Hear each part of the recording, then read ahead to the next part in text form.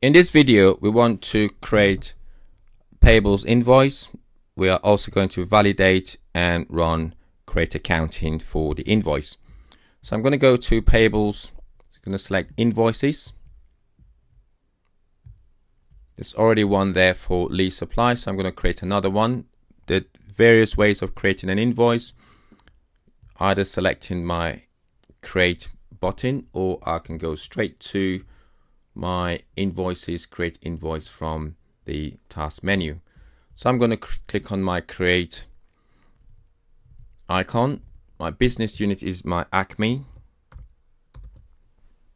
and that should be the only business unit I have access to. I'm going to use my lease supplies,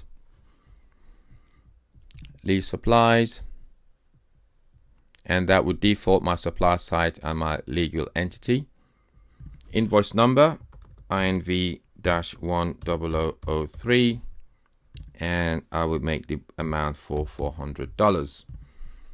Invoice type is standard, and I want to change the date on the invoice to the 27th of July, and that will automatically change my terms date and my accounting date as well. If I go to the show more tab, I will have other information. For example, I can see goods received. I can see some additional information here. For example, first payer tax ID for the legal entity, and also have other tabs that are displayed. For example, I can see my accounting date and also my default liability distribution. So, and also I've got tax and additional information. So I'm going to click on show less, go to my line item, put in my value, and then select my accounting distribution.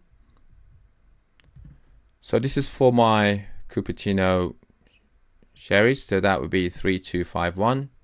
Line of business, I'm going to make that none, and then my account, I'm going to search for a miscellaneous account name. So let's go to advanced, and we'll select description contains MISC, search, and I've got one called miscellaneous expenses. Click on OK. Cost center, I will leave that as none, and then my product, actually let me leave that as none for now, and then I'll use my 3251 as my intercompany segment as well.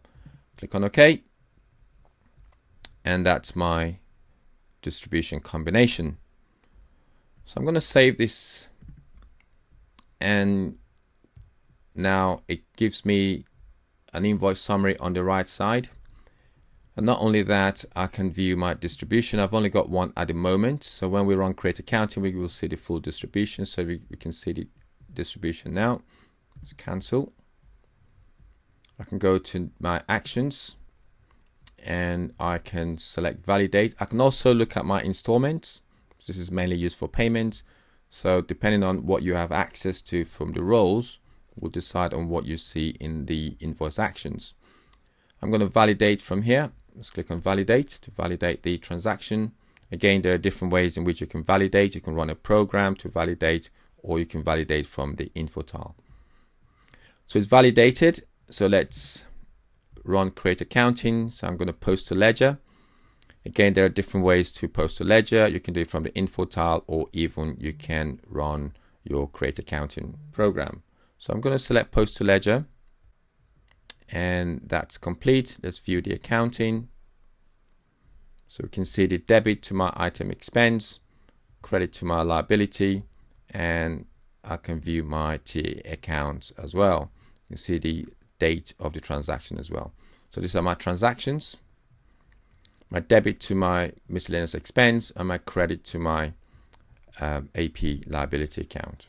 So my AP liability 21010, we saw that in the show more accounting, and that's where it's got the value from, and that's defaulting from our payables options as well. So let's save and close. So that's how to create an invoice and run create accounting as well. So thanks for watching and see you in the next video.